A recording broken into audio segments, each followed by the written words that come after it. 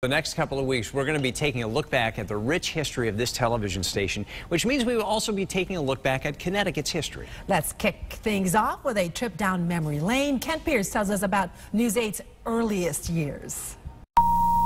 June 15th, 1948, WNHC went on the air as Channel 6. The driving force behind it, a quirky Italian immigrant named Aldo DeDominicis. He sold pasta to Italian markets around New Haven. Then he started buying radio time during Italian shows and sold that too. He would go out and sell the advertisement to along with the olive oil and the pasta and so on. That was his package. Enzo and Dante are Aldo's nephews. Darren Kramer interviewed them for News 8's Italian Week in 2015. They say their uncle convinced the Dumont television network to give him the equipment to start a station for almost nothing, promising they would sell a bunch of TV sets in Connecticut.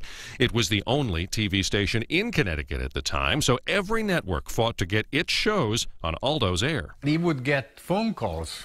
ABC, Aldo, would you carry our program tonight? Or CBS, no, wait a minute, I have the fight going, so I promised that I would carry the fight. While Aldo got the station on the air, a dashing photographer named Jack Youngs became Connecticut's first TV field photographer, shooting everything from movie stars like Jane Mansfield to the top stories of the decade. Here he is alongside police during a shootout. He covered Joseph Mad Dog Taborski, who was sentenced to death twice, the second time after a 6-week killing spree claimed 6 lives and terrified the state.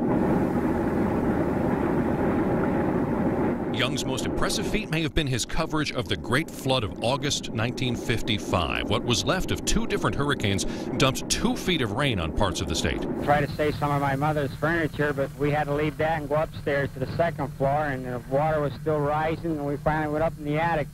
Spent the night there with our children with their life jackets on, wondering if we would have to make a dive for it. Years later, Jack Youngs told the story of how he made his way up the Naugatuck Valley, shooting the devastation and convincing strangers to drive his film back. Everybody was gawking at the storm, you know, but they weren't in danger, not unless they were in the path of the storm. So they would take the film for me. It was washed down the river? Well, it wasn't washed down the river, but a house fell on top of it. Well, it's just as bad. That reporter was Sid Jaffe. He didn't just cover news, but top sports figures as well, like the groundbreaking baseball player Jackie Robinson. What are the chances for the Brooklyn Dodgers for 1954? Sid, they look very good. Another TV legend, George Thompson, was often by Jack's side, covering all the top stories. In happier news, WNHC had Happy the Clown, a kids show starting in 1952. Happy's real name was Joey Russell. Everything was in the basement back in those days. His son Jake says his father was working as a stand-up comic, and some station executives saw him in a club. And talked my dad into putting on a clown suit and doing an audition. Joey Russell played a TV clown for years, with Jake and his siblings sometimes joining the live audience. I remember the cameraman was telling me, you can't be over here, you're in the shot, you got to get over here, you got to get over here. So I remember being behind the scenes. He and everyone else at WNHC were learning how TV worked because no one in Connecticut had done it before. By the time the 50s were over, the station had switched to Channel 8. I'm Kent Pierce, News 8.